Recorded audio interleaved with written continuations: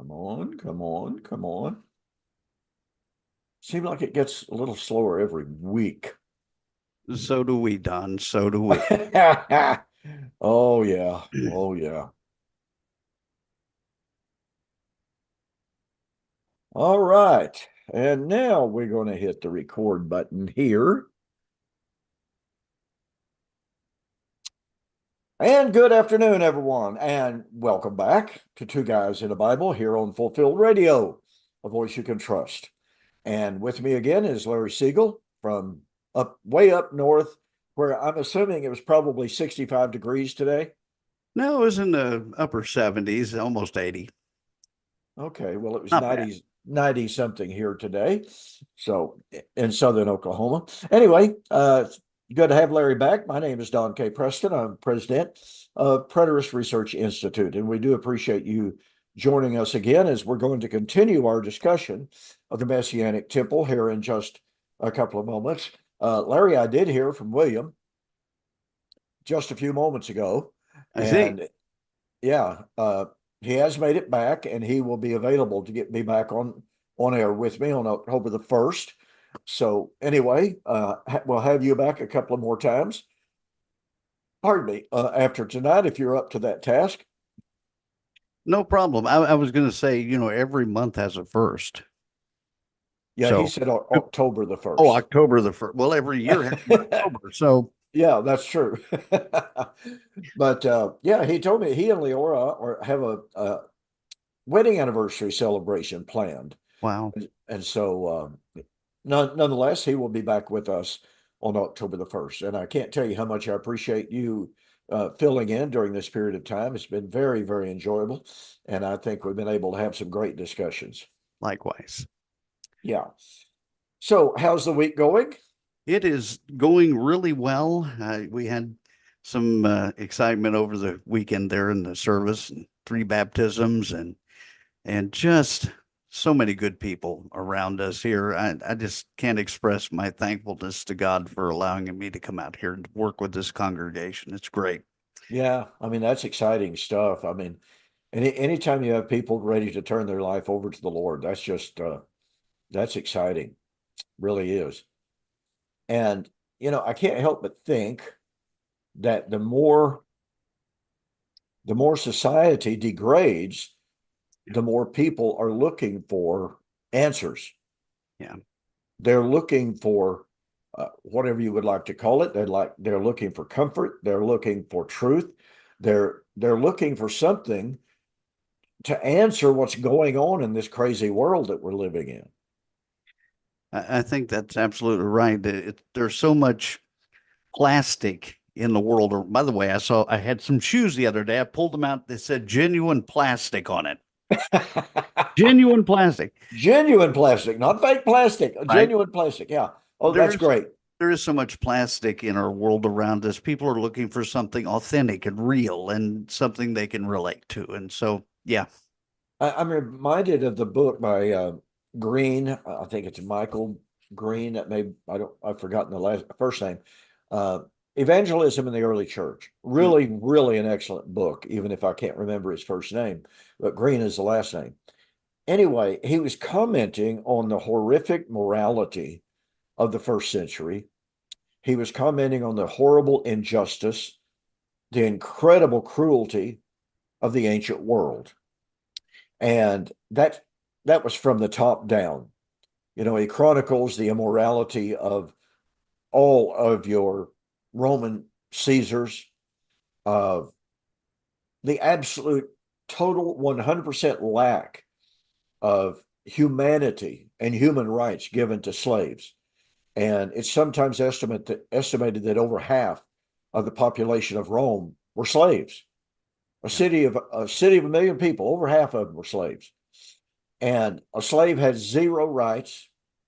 The master could literally there was a book came out some years ago entitled Everyday Life in the First Century or something to that effect, and it was chronicling what the life of a slave was. If a slave owner decided that he just didn't like this slave over here for whatever reason, they actually had an office you could go to. We'll use modern terminology here, and you could hire some men to go get the slave to kill him. And basically, all you had to do is pay a small fee and pay for the pitch to burn the body. Wow. There were no legal repercussions. The slave had no court of appeal. He had no rights whatsoever. Well, So, I've learned in my own case just to say yes, dear. yeah, Not quite the same not situation. quite, not No. not quite. So anyway, Green was pointing out here is Christianity that appeared on the scene, and let me make one other observation. In the entire pantheon of gods and goddesses of the Roman world, and the Romans had adopted the gods and goddesses of the Greeks, you know, Astarte, Molech, just under different names, and Dionysius. I mean, on and on. Okay. In the Roman pantheon of gods, basically the only god was sex and drunkenness. That's just about summarizes the fundamental theology of the gods and goddesses of the first century. And so Green points out how debauched that world was. And while certainly the majority of people were not willing to abandon that, there was a very, very significant number and percentage of the population that was sick and tired of the immorality, the corruption, the injustice, the cruelty. And he points out how women in the first century, now there were certainly some exceptions to that, but by and large, women didn't have any rights either. Infanticide was widespread. You know, they had a field in Rome where if parents didn't want a baby, which in 90% of the cases was a girl, a female baby, they just take it to the field and lay it down and walk off. Yeah. That's how they dealt with infant mortality rates in the first century. And so he makes this observation, Green does.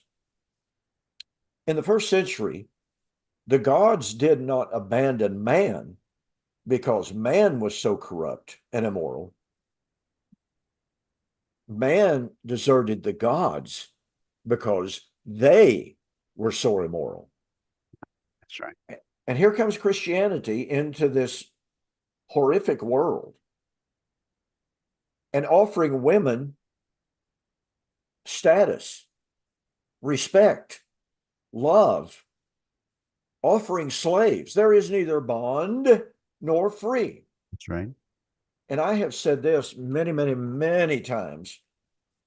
To me, out of all of the revolutionary things that Jesus said and did during his ministry, out of all of the revolutionary things that Paul wrote, to me, the most revolutionary book in the New Testament is the little book of Philemon. Yeah. I mean, it was world changing. And well, I won't go into I won't get on my soapbox about that. But it was revolutionary to a staggering degree. Here Paul is talking to a slave owner whose slave, Onesiphorus, has run away. And Paul sends him back with this little bitty epistle telling Philemon, do not treat him as a slave. You treat him as a brother because you love me. That's right. That was a Unparalleled. foreign concept. Oh, a totally foreign concept. And I have said many times, had the 19th century Christian church in America understood that message, there never would have been a civil war. Yeah. So it is much to the shame of American, quote, Christianity, unquote, especially in the South, that it never got the message, or if it knew about the message, it failed to preach it and most assuredly failed to apply it. So again, back to Green, he's saying that when we find in the New Testament the little phraseology of at just the right time, it really was just the right time because people were sick and tired of the corruption, the immorality, the injustice, the cruelty of that world, the debasement of the human person. And here comes Christ. and he gives a message of personal value. Doesn't matter who you are as a human being, you are a creation of God. You are valuable. You are loved. And again, he raised the women to a position so that women in the church could be deacons. For Yeah. crying out loud, what in the world's going on here? And it's just such a staggering message of hope and purpose and love and meaning in the gospel that had then and has still the power to revolutionize people's lives. Yes, it does. Absolutely. You know, Jesus in his earthly ministry, when speaking to the religious leaders, they accused him, you hang out with tax collectors and harlots and the bad people. Jesus said, yeah, Sure do. they're the ones who need it, you know. Yeah. So he raised that status up of people they wouldn't even be seen with, you know, Gentiles, you know, were coming in. That was unheard of. Jesus wasn't supposed to be talking to the woman at the well. Nope. So yeah, beautiful. And when you see Jesus reaching out and touching a leper, when you see this leper approaching Jesus in Mark chapter 1, the natural reaction, the socially acceptable reaction on the part of, quote, healthy people, take up stone this dude. A leper's just not allowed to approach healthy people. Right. But you have the perfect right to take up stones and to stone this dude. And if you happen to kill him, that's just his tough luck. And here's this leper, and Jesus welcomes him and says, what do you want? He's talking to him, for crying out loud. I want to be healed. And Jesus healed him. And like I said, there's so many revolutionary, staggeringly so, revolutionary things in the ministry of Jesus and in the Gospels written by his apostles, that today we live in such a Christianized culture. And I know that people say, well, we're living in a post-Christian culture. Well, I understand the attacks on Christianity. Believe me, I do.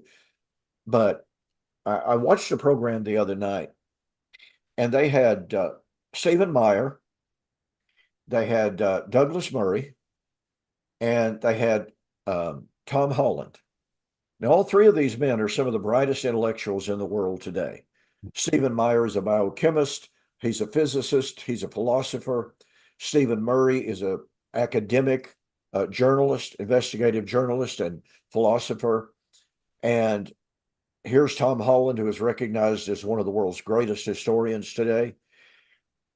And they were all three talking about no matter how much people might want to try to reject Christ, they're failing to understand how, quote, Christian our civilization in America, as well as Great Britain, that if it were not for the Christian culture, we wouldn't have near the justice systems that we have. We wouldn't have near the health systems that we do have. And they just went down the litany of things that says, if you eliminate Christianity, Christian morals, Christian values, Christian mores from society, what you have is chaos. That's right. And so it was a really, really fascinating video to watch. And it just, I pointed out last week in this book that I've been reading, I've got it almost finished now, that I want to recommend to everyone, The Surprising Rebirth of Belief in God. And it's by Justin Brierley. He is a British academic and philosopher, historian, etc. Brilliant guy within his own right.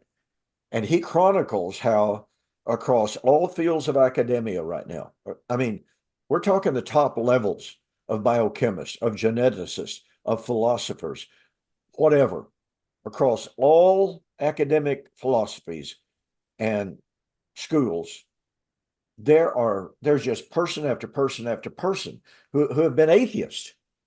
But because of the evidence, and there's getting to be so much more evidence today coming from those very, very, very stringent fields of chemistry, biochemistry, all of these schools, even a philosophy that is building on this work of genetics and DNA and what have you, all of a sudden these scientists who have formerly been atheists are going, you know what, this is just not working. I just cannot look at the DNA strand that contains 3.4 billion points of information. Right.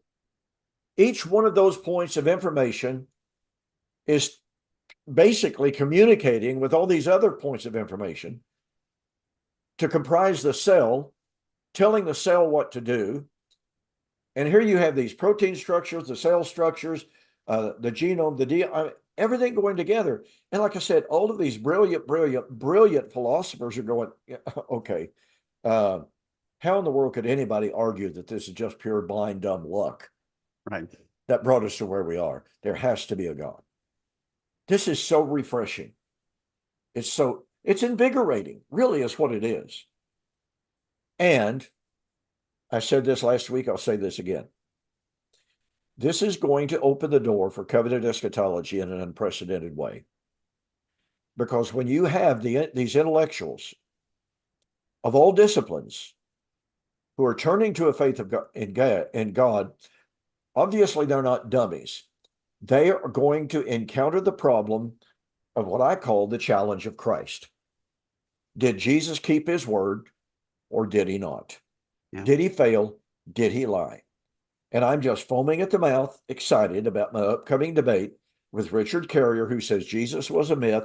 He never existed. And if he did, he lied or he failed because he said he was coming back in the first century. I'm sorry, the evidence is overwhelming that not only did he predict that, but that he kept his word. We should encourage all the viewers of the program here to make sure that they spread the word about this debate that's coming up with Richard Carrier and share that with them so that absolutely as many people as possible can be watching it. And you know, I have to admit, I'm feeling the pressure, but at the same time, I'm tremendously excited about the opportunity. And on the point that you're making there, I have a real good friend. He has an automotive restoration shop, and I talk to him quite often. I've sold him a ton of parts and all this kind of stuff. And I was telling him just recently about the debate. He's a very religious guy, a very devout guy, and he said, "Well, wow, that sounds exciting." He said, when is it? Told him.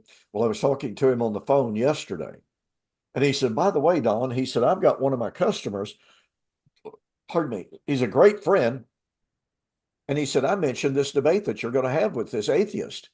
And he said, he was just over the moon excited. He wanted to know the date. He wanted to know the time. How can he tune in?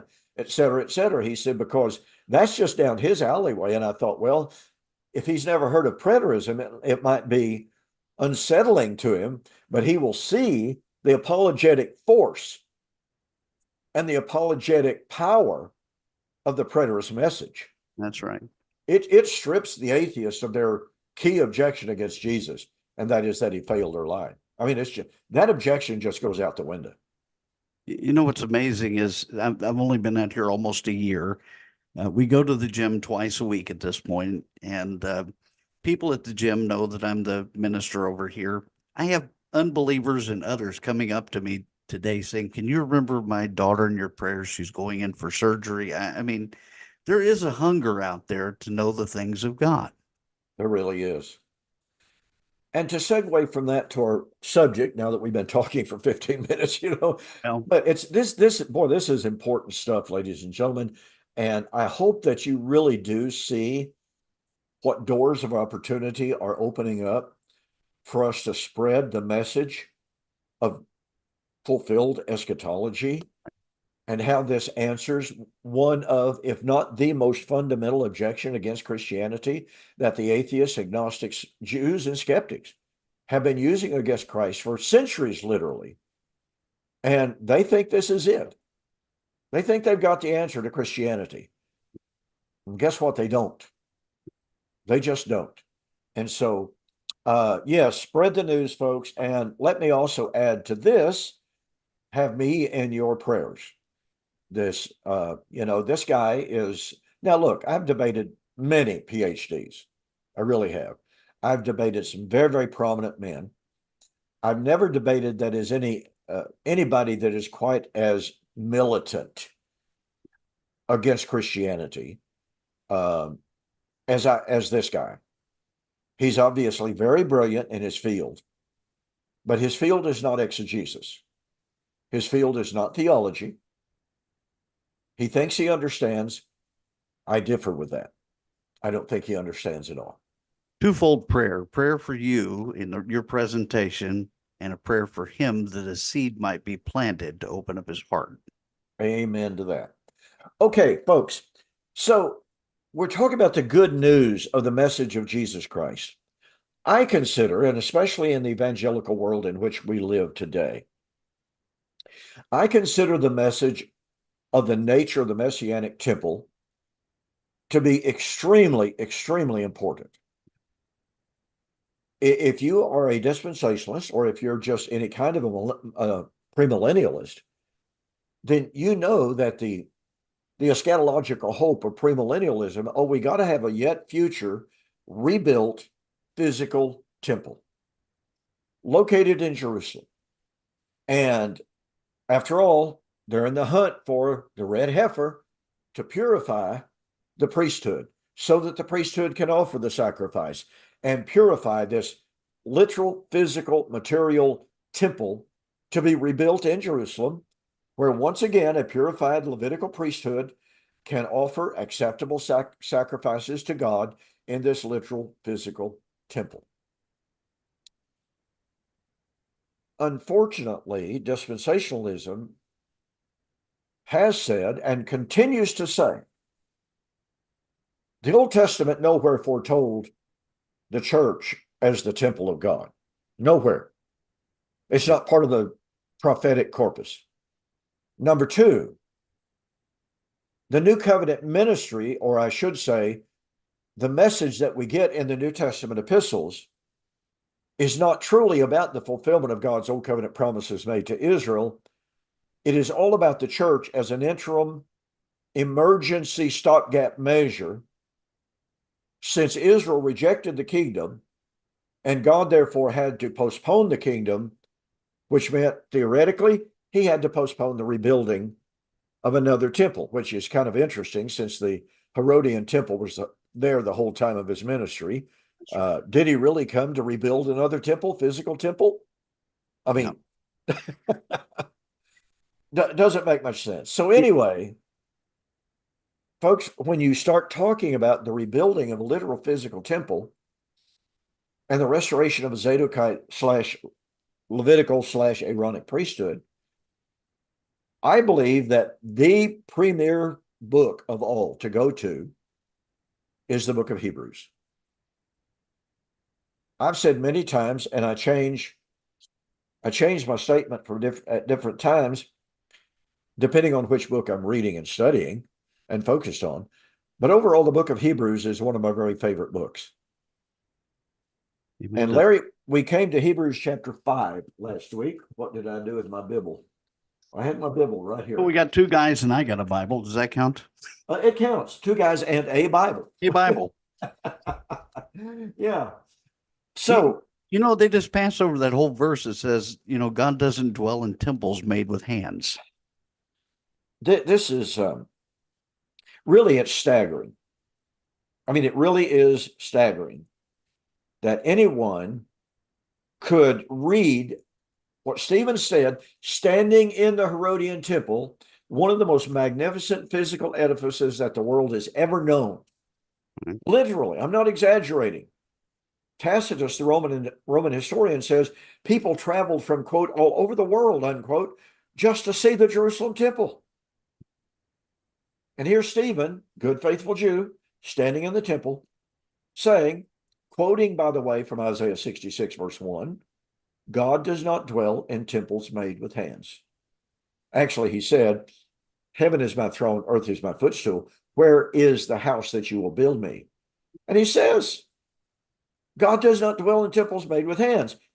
And Larry, sadly, it almost seems that a lot of modern believers would join in with the Jews in stoning Stephen.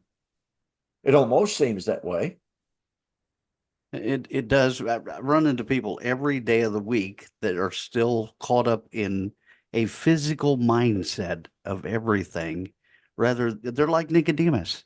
Do I need to go back into my mother's womb? They're like the woman at the well. Can you give me some of this water? I'll go get a bucket. Yeah, You know, they're thinking physically. God, and then when you say spiritual, they think, well, spiritual means not real. exactly. Spiritual means more real. Spiritual means eternal. Absolutely. Spiritual means the best. Amen. That's exactly the way it is, and people have to come to grips with this. So anyway, we've arrived at Hebrews chapter 5. Now the writer has been leading us up to his main description ever since chapter 1, as we have divided it. After he had by himself purged our sins, he sat down at the right hand of the Majesty on high. He's introducing the priesthood of Jesus Christ in the first two verses. In chapter 2, in chapter 3, in chapter 4, he slips in a reference here, a reference there, a little snippet here, a little snippet there of the priesthood. Now he comes to chapter 5, as we have it, and he decides to expand on what he has just said in chapter 4, verse 15. We do not have a high priest who cannot be touched with our infirmities, but was tempted in all points like we are, yet without sin. And now, like I said, he begins his discussion. What is the very first contrast between the old covenant priest and the priesthood of Christ, Larry? Well, in the first verse of chapter 5, it talks about the high priest chosen from among men. And then as he goes down through here, it talks about Christ not exalting himself to be made a high priest, but was appointed by him who said, "You are my son, today I have begotten you." The difference was Jesus wasn't chosen from among men. He came from the wrong tribe to be part of that priesthood, but God appointed him the high priest according to the order of Melchizedek. And you said a whole mouthful there. By the way, I have thought this very, very often. In Hebrews chapter 5, notice every high priest taken from among men is appointed for men in all things pertaining to God, that he may offer both gifts and sacrifices. Now, at the time this was written, and I always love to try to get a better understanding of the what the German scholars call the Setzleben, the life situation. And at the time this is written, he just makes a passing notice. He doesn't go into depth about the situation at the Jerusalem temple in the priesthood, but the minute he says every high priest is taken from among men, and they're going, yeah, well, yeah, boy, is that ever true? Yeah. Because the corruption of the priesthood in Jerusalem at this time was just off the scale. I mean, it was all about political power. That's right. It was all about wealth. Pardon me. It was all about influence. And so when he says, well, yeah, every high priest is taken from among men. Well, let's see, as I pointed out just recently in one of our programs, taken from a man among men means whoever was high bidder at the moment got to be the priest. Yep. It was definitely a political power position that, you got into it by the back door rather than by, belonging to the family line of Aaron and so on. They just, who was the richest of them all able to do it. It reminds me an awful lot of situations that we're seeing in America right now of people being appointed to extremely high positions of authority and power, not based upon their academics, not based upon their qualifications, but upon the color of their skin. Right. Or even according to their sexual orientation. What does that have to do with the ability or the knowledge and the wisdom to do a job? When I was being raised up, which admittedly was a long time ago now, Larry, you know, my dad always taught me, if you want a job, get out and work for it. Prove to them that you are qualified to do the job. Don't ask for a job because you're my son. Right. And my dad was very well known in the Northwest Arkansas region. he actually had a good bit of influence. I'm not going to say he was famous, but he was highly, highly respected as a minister and a businessman. Okay. He could have gotten me a job. He got me one job in my life, but he chose not to do that by and large. And so people who get their positions by graft, by corruption, by bribery, or by who they know, chances are real, real good they're going to be corrupt. And when it comes to quality in a very practical way, if I'm going down to the airport to fly somewhere, I don't really care if the pilot is a man or a woman or what ethnicity or if they're tall or short or whatever. I just want them to know how to fly the plane, adequately and be excellent at it. That's the only requirement. That's all I ask. Uh, I don't want the pilot getting on the intercom saying, "Do we have anybody knows what this red button on my right hand side up here is? What are these things called flaps? Yeah. Can somebody tell me what this thing right here is?" No. uh, it's really sad. It really is sad. But again, the writer here, I think, is very subtly taking a shot at the Jerusalem high priest. He's got Annas and Caiaphas, you know, Yeah. father, son-in-law, I think is the way that went. And they were known for their corruption, for their graft, for their dishonesty. And I think he makes a statement there in verse 4 that's pertinent. He says, "And no one takes this honor for himself, but only when called by God, just as Aaron was." Yeah. There's the requirement. And there's the shot. Exactly. That's a shot across the bow of high priests that had served in the priesthood at Jerusalem for generation after generation after generation of men. And as I pointed out just recently, this goes all the way back to the time of Antiochus Epiphanes. Yeah. And Jason and Menelaus, who purchased the high priest office, and it came forward into the time of Herod the Great, even. The high priesthood was just open to the high bidder.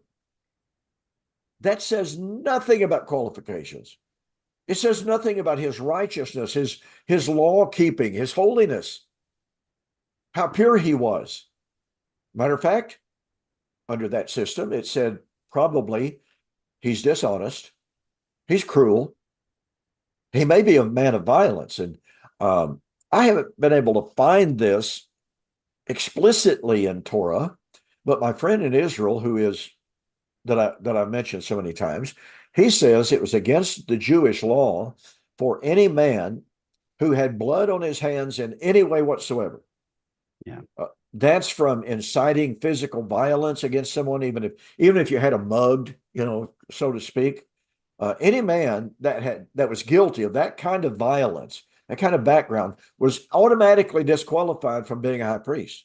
High priest is not allowed to have blood on his hands.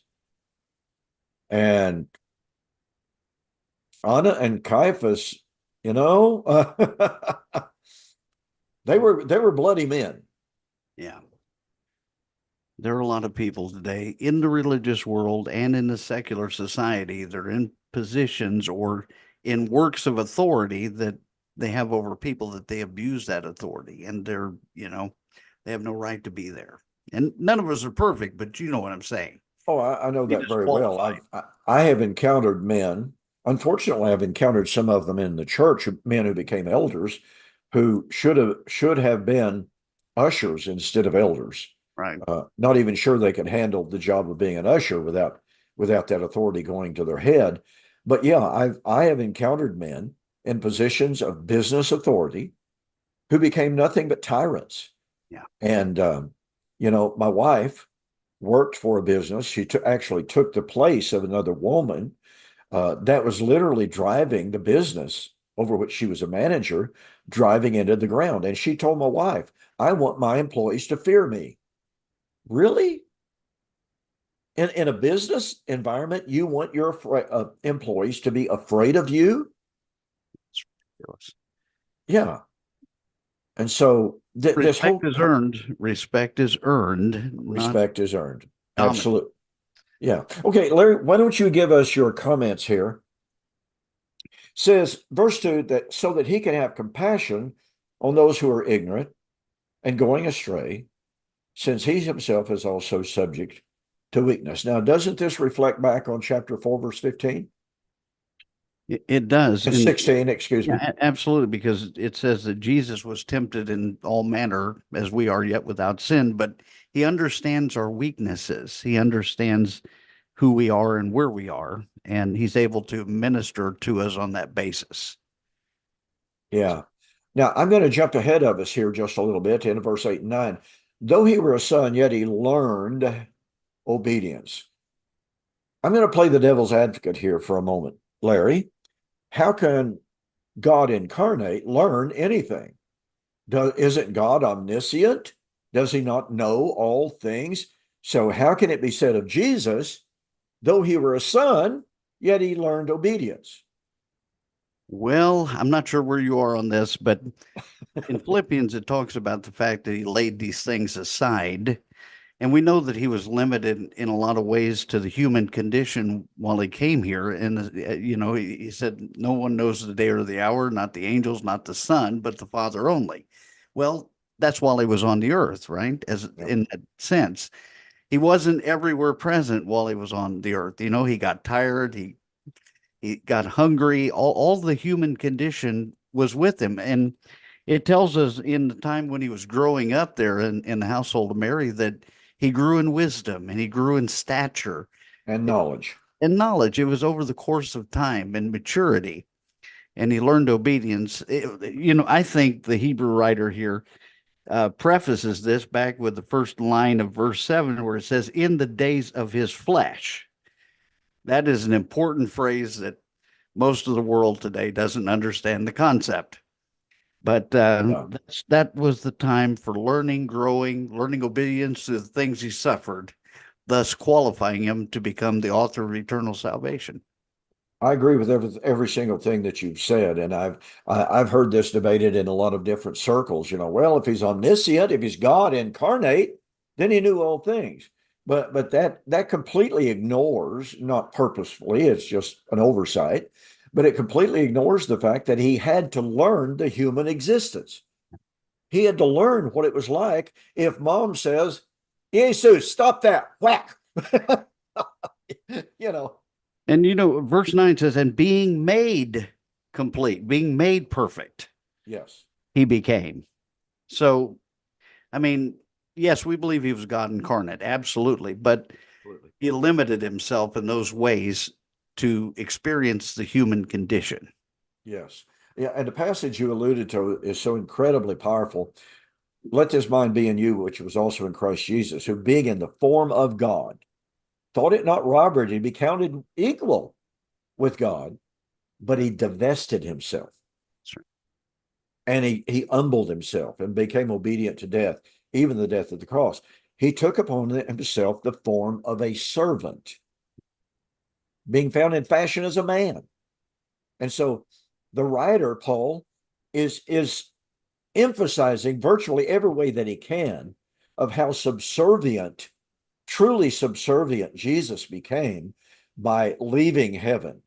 And, I was listening to Dr. Carrier just today, as a matter of fact, in one of his lectures, ridiculing the idea of the incarnation. And he calls Jesus from outer space. Well, you can deride that concept all that you want to, but all you're doing is deriding one of the most awesome concepts the world has ever known. And that is that God loved his creation so much, wanted to save his creation so much, that number one, his justice demanded justice. Yeah. His righteousness demanded justice.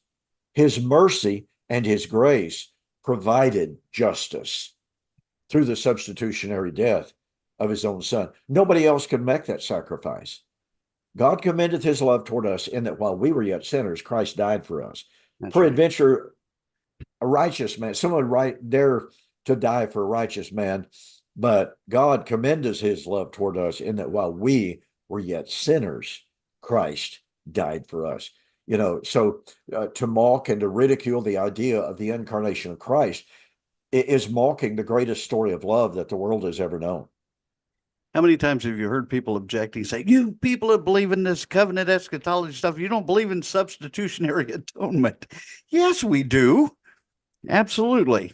I would suggest that those of us who believe in covenant eschatology believe in the substitutionary death of Christ more than they do. Yeah. Uh, as you know, Larry, I wrote a book entitled The Death of Adam and the Life of Christ. I have it right over here. And Yep. I have an extended discussion of the substitutionary death of Christ in that book. And I believe that the traditional views of the substitutionary death of Christ are what are a great part of the problem of eschatology. I agree. Really, because, well, a preterist has accused me of being a heretic, accused me of teaching false doctrine, because I say that it was not the physical death on the cross that was his substitutionary death. He says that's false doctrine, it's heresy. Well, my response to that is the definition of substitution means in the place of, in the stead of. Okay. If you're under the death penalty and I say, I'm going to die in Larry's place, then Larry doesn't have to die. Yeah. I'm going to die in your place. Okay. So if the physical death of Christ was substitutionary, was his substitutionary death, then since he died in my place physically, I should never have to die physically. I've got a pretty good idea of how many people have died since Jesus uttered those words up to the present moment. There's 100% track record percentages of everybody except the generation now living that have died physically. Even the most faithful Christian in all the world has died up to this present time. And guess what? I'm going to die physically. You're going to die physically. The person who made this objection and this accusation is going to die physically. What happened to the physical substitutionary death of Jesus? Jesus had to die a twofold death, the death of Adam, and to fulfill the sacrificial system of the law and Exactly the right. animal sacrifice to provide forgiveness of sins based on his shed blood. There is a twofold application there. If he didn't die Adam's death, then guess what? We're still under the condemnation that came into the world through Adam. And that's Exactly. just not the case. Right. You know, one has to ask the question, what good has Christ done us if, in fact, the substitutionary death of Christ was his physical death? Because as I just said, and as you were pointing out there, everybody's going to die physically. So what did that physical substitutionary death of Christ, which was his sacrifice as the high priest to serve in the perfect, more heavenly tabernacle and temple? You know, where's the effect of it? Where's the impact of it? Where's the benefit of it if I still have to die? And as this preterist says, we all die today because we are sinners. Yeah. Okay, well, if I die because I'm a sinner, then the wage of sin is still being applied to my life, physical death. And it gets back to that question, what good did Jesus do me? I can't be forgiven of my sin, meaning my sin is taken away, if I still have to die because I'm a sinner. Where's forgiveness? And so, and I develop all of this in that book, ladies and gentlemen, The Death of Adam, the Life of Christ. And I didn't bring this up to sell a book, but if you want to see this extended discussion, then get a copy of that book. You can go to my website, donkpreston.com or bibleprophecy.com. And if you order the book, The Death of Adam, the Life of Christ, if you make mention that you saw the discussion here on Two Guys in the Bible, I'll refund your shipping and that'll save you $7.95. So just want to throw that out there. So go ahead, Larry. I was going to say, in the case of Lazarus and the discussion that Jesus has there with Mary, I mean, is he saying everyone who lives and believes in me shall never die physically? No, that's not what he's saying. So there must be another kind of death involved, the same one where he said, let the dead go and bury their own dead. Yep. The one that talked about the woman who is dead while she lives. Mm-hmm. Different kind of death there. And the reality is that unless we begin to see the fullness of that substitutionary atonement and that death and what took place, we're not making this stuff up. I mean, it's right there in the word. Absolutely. And it's so critically important to grasp these concepts. And I understand that it goes against an awful lot of what the quote Christian churches has taught for centuries. But the Christian church has focused so much on the physical, as you were pointing out a few moments ago. And they're since they focus on the physical, they virtually ignore the spiritual. But as we were saying, the spiritual is the real, the spiritual is the eternal, the spiritual is the better. And so to disparage the spiritual, as one former preter says, there's only one kind of death in the Bible, and that's physical death. And when I read that the first time, I was like, what? you know, I mean, how many verses do you need in which it is said of people that were biologically alive that they were dead while they lived? Right. You know, Over and over again, it's emphasized. Yeah. yeah, it's emphasized tremendously. So anyway, folks, again, this goes to the work of Jesus as high priest. What kind of work was Jesus involved in? Well, you get a sense of this in the book of John. And I tell you, the book of John is just such a marvelously rich book. You know, I know that you're well aware of this, Larry, but many scholars, skeptical scholars, I should say, from the 19th, even into the 20th century, were saying, well, you know, the book of John had to have been written in the late second century, as late as 250 AD. Well, why? Well, because his Christology is so advanced. Because, I mean, here he is just constantly talking. He's almost on a different wavelength from Matthew, Mark, and Luke. And look how primitive, look how simple Mark is. Well, Mark's pretty advanced in calling Jesus the Son of God. That's right. Hello. Mark is not nearly as naive as people want to make him out to be. But because of that preconceived idea that John could never have had such an advanced Christology at an early date, that took centuries. It took decades upon decades upon decades of contemplative thought, of church debate about who is Jesus. And so John, whoever this dude was, it certainly wasn't the apostle, and whoever the apostle that Jesus loved truly was, on and on the debates go. It couldn't have been the apostle. It couldn't have been anyone who knew Jesus personally, was an eyewitness. Well, whoever wrote the book of John, the gospel, said the one who saw all these things is his witness is true. Hello. He claimed to be an eyewitness. And so presuppositions on the part of unbelievers drives their preconceived ideology, drives their theology. That's just all there is to it. And speaking of which, there is another, where'd it go? Oh, there's another new book out. I have to dig out a single book from a stack, like this. I see that. Yeah, this is Rethinking the Dates of the New Testament. And this is by Jonathan Bernier. Okay. And he builds on the work of Robinson, A.T. Robinson. Redating the New Testament from 1976. He adds a lot of really, really good information. So it's a book well worth reading. And again, it gets back to the problems when we're reading in the book of Hebrews about this priesthood of Christ and the Christology that is in the book of Hebrews is every bit as advanced as it was or as it is in the book of John, in the gospel. What's amazing, the religious leaders there in the first century, they looked at Peter and John and they were amazed because they were uneducated and yet they had all this wisdom about them. Exactly. So, yeah.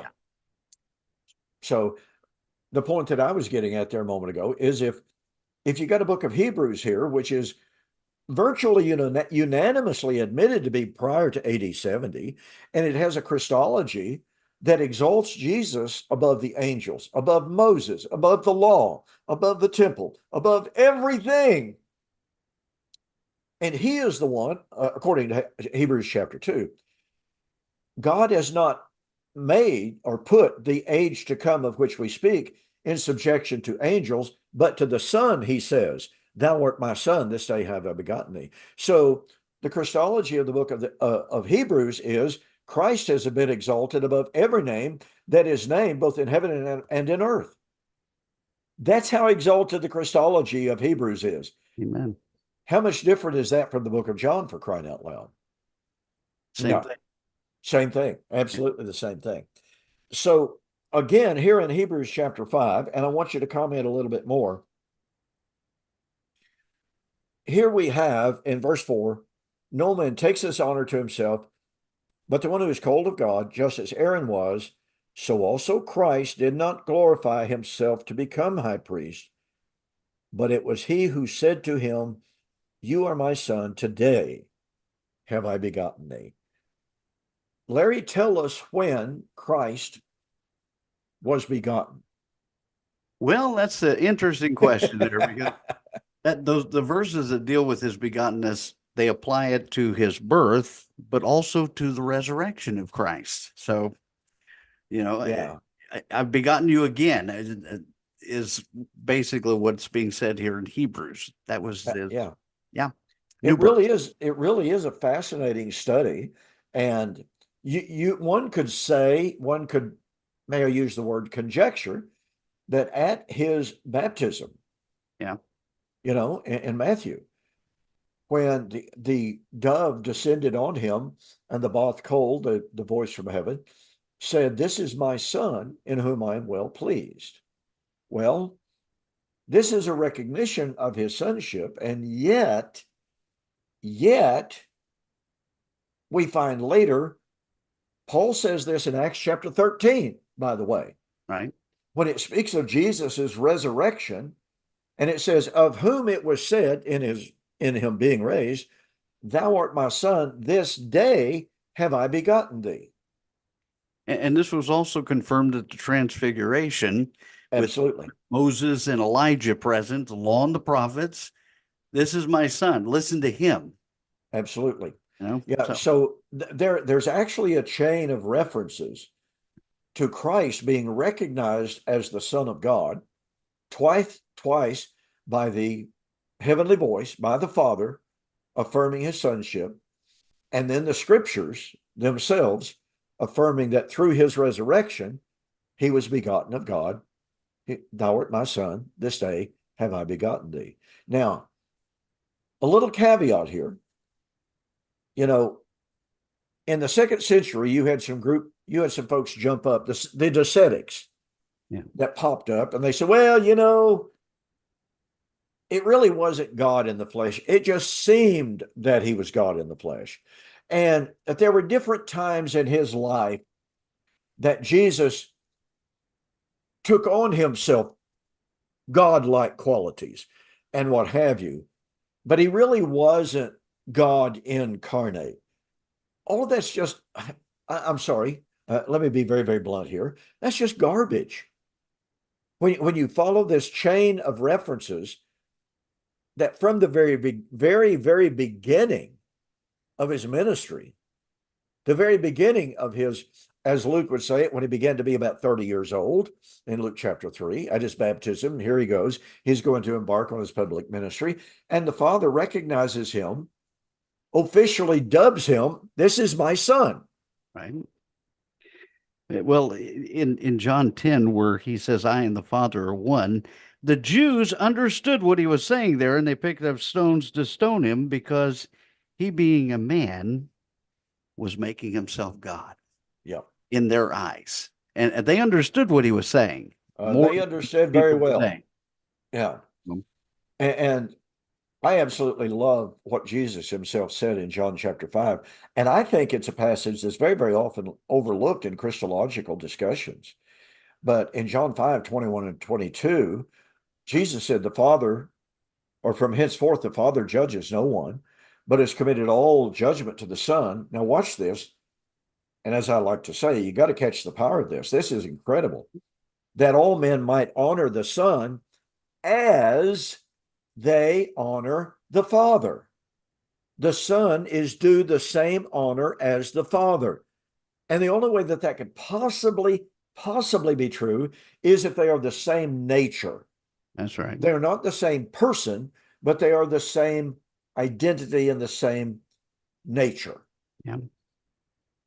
And yet, once again, and I've had tons of discussions with oneness Pentecostal folks. Yeah. When I've confronted them with this verse, you get that proverbial deer in the headlight look. And that's not a brag. It's just they haven't dealt with this text. They haven't dealt with John chapter 5:30. They haven't dealt with John chapter 10 and how the Jews understood Jesus's own self-identity. Amen. That's right. Critical. They think that all we talk about is eschatology. The reality is that it all comes together. It all fits together. Soteriology, eschatology, the nature of man, the Holy Spirit, all those things come together in one beautiful package. That is absolutely true, and it is even understated. I was corresponding with someone just the other day about last Thursday or Friday, and they were trying to make this point that, well, that's all you focus on, Don. And I wrote back and I said, look, you have to understand, eschatology is from Genesis to, as our friend Jack Scott likes to say, maps. Right. It's everywhere. It permeates and saturates the biblical text, but it impinges on virtually every doctrine imaginable. You can't talk about eschatology without talking about Christology, the incarnation, and the glorification of Christ. Over the last couple of years, I've been in intense discussions with some former preterists who say Jesus is still in the same incarnate body that he had, and that he has to come again in that body. No, Jesus never predicted he was going to come back, as I like to express it, as a 5'5" Jewish man in a physical body. His parousia was to reveal him as King of Kings and Lord of Lords. And I said on one occasion, they were emphasizing, oh, he's still got to be in that same incarnate body. And I said, look, let me tell you this. Even if I were to grant that, which I don't, it doesn't matter what kind of a body that you want to ascribe to Jesus in heaven. Now, somebody may very well jump up and say, oh, Preston's this and that and the other. You need to listen to what I'm about to say. It wouldn't matter, and I'm going to be rather hyperbolic here. It wouldn't matter if Jesus was a unicorn, a purple, black, and blue and pink unicorn in heaven. The scriptures teach that Jesus was going to come in the glory of the Father, which is in the same way, in the same manner, the same nature as the Father had come. And the Father had never come out of heaven in a visible body. Never. Jesus was going to act with the divine sovereign authority in the same manner, in the same nature that the Father acted in judgment. That's what he says in John 5. The Son can do nothing of himself but what he sees the Father do. I've seen the Father act in judgment many, many times. I never saw him leave heaven. I never saw him destroy literal physical heaven and earth. I never saw him come with literal flame and literal fire and with a literal shout. Never saw any of that, never witnessed any of that materialistically. But I saw him act in sovereignty to use this nation to judge that one. And as the Old Testament says, something like 82 times, God said he was going to judge this nation by using this nation, that they may know that I am God. That's right. And so what did Jesus say back there in John 5? Yeah. Honor the Son the same way you honor the Father. One other point about this is the fact that was the tomb empty? Yes. Yep. Do we see that Jesus came out in the body that he died in? Sure. But he was glorified and ascended into heaven. Now, do we know what his glorified body's like? The Bible doesn't give us any details about the nature of that. No. None. And that's the point that I have tried to make, and I've vacillated at times. I've gone back and forth, and the more I study this and the more I study that and what have you. But the point of fact is, what you just stated is exactly true. We are not told the nature of the body. We are told that he prayed, John chapter 17, immediately before his passion, before the death, and before the end of the days of his flesh. And now, Father, glorify me with the glory that I had with you before time began. Well, what was the glory that he had with the Father before time began? He was in the form of God. Right. That was the glory that he had. And so that's kind of where I'm at right now. I think that's the most easily defensible position to take. I think it's significant that in the book of Revelation, John refers to Jesus as the Word again. Yes. Just like he did in the gospel accounts, just like he did in John chapter 1. Right? The Word. That's exactly right. Well, folks, we're out of time. I hope we've been able to convey a little bit of the significance and the importance of seeing the nature and the exaltation of the priesthood of Christ as he serves as the great high priest over the true house of God, a house not made with hands. We'll have a whole lot more to say about that aspect of it again a little bit later. So, Larry, thanks again for being here on Two Guys in the Bible. Folks, thank you for being with us here on Two Guys in the Bible, a voice you can trust. And with that, I'm going to say good night. And God good night. bless. See you next week. You bet. All right. Very good. Let me see. Now I end that. I'm going to say, still says it's recording. Over here anyway. Yeah, there it is. Right? Yeah. We can just do a second hour if you want to. No, we'll have a good night. Oh, there it is. There it is. I forget from time to time. Oh, there it is. Boy, that was technical. All right. Good night, Don. All right. Good night, man. Bye-bye.